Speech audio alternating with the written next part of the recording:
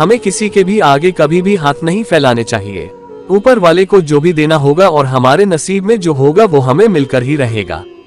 ये कहानी मांगो मत उसी के बारे में है। पुराने समय की बात है। किसी राज्य में एक राजा राज करता था। वो राजा अक्सर अपने राज्य का कोई न कोई गांव भ्रमण करता और वहां गांव में जाके अपनी प्रजा की समस्या सुनता और उसका समाधान लाने का प्रयास करता। राजा बहुत ज्यादा कर्तव्यनिष्ठ था और इस वजह से उसके कार्य के चर्चे दूर दूर तक फैले हुए थे। एक दिन राजा हर बार की तरह किसी गांव में प्रजा की समस्याओं को जानने के लिए भ्रमण पर निकले हुए थे। उस समय राजा ने एक साधारण कुर्ता पहना हुआ था। थोड़ा आगे चलते ही राजा के कुर्ते का एक बटन टूट जाता है। राजा तुरंत अपने मंत्री को बुलाता है और उन्हें आदेश देता है कि जाओ इस गांव में से ही किसी होनहार दर्जी को बुला कर लाओ जो मेरे इस कुर्ते का बटन लगा पाए। मंत्री ने राजा का आदेश सुनते ही तुरंत पूरे गांव में से होनहार दर्जी की खोज शुरू कर दी।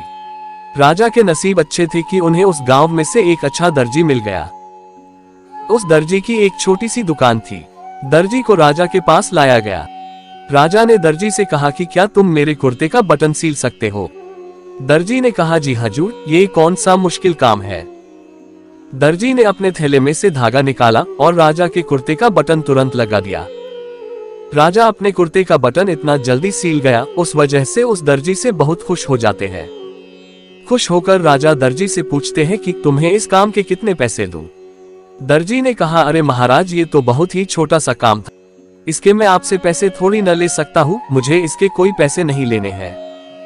राजा ने कहा, अरे तुम मुझसे मांगो तो सही, मैं तुम्हें तुम्हारे काम की कीमत जरूर दूंगा।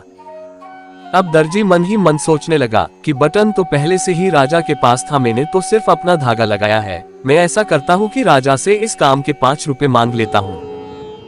फिर मन ही मन वो सोचता है कि अगर मैं इस काम के 5 रुपए मांगूंगा तो फिर राजा सोचेंगे कि इतने से काम के इतने सारे पैसे मांग रहा है, ये पता नहीं गांव के लोगों से कितने सारे पैसे लूट रहा होगा। इस सोच के साथ दर्जी राजा से कहता है कि महाराज, आप अपनी स्वेच्छा से कुछ भी दे दो मुझे। अब जब दर्जी ने राजा पर छोड़ दिया तब राजा को भी अपनी इज्जत के हिसाब से देना था, ताकि गांव के लोगों के दिमाग में उसका रुतबा छोटा न हो जाए। अपने इज्जत के बारे में सोचकर राजा ने दर्जी को 5 गांव देने का आदेश दे दिया। राजा का आदेश सुनते ही दर्जी अपने मन में सोच रहा था कि कहाँ मैं राजा से 5 रुपए मांगने की सोच रहा था और कहाँ राजा ने मुझे 5 गांवों का मालिक बना दिया।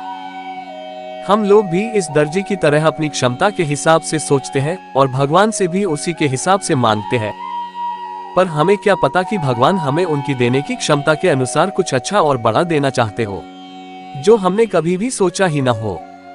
ये बात गीता में भी लिखी हुई है कि तुम सिर्फ कर्म करो, फल की आशा मत रखो। जब हम ऐसा करते हैं और भगवान पर सब कुछ छोड़ देते हैं, तब वो हमें हमारे कर्म का फल उसके हिसाब से देते हैं।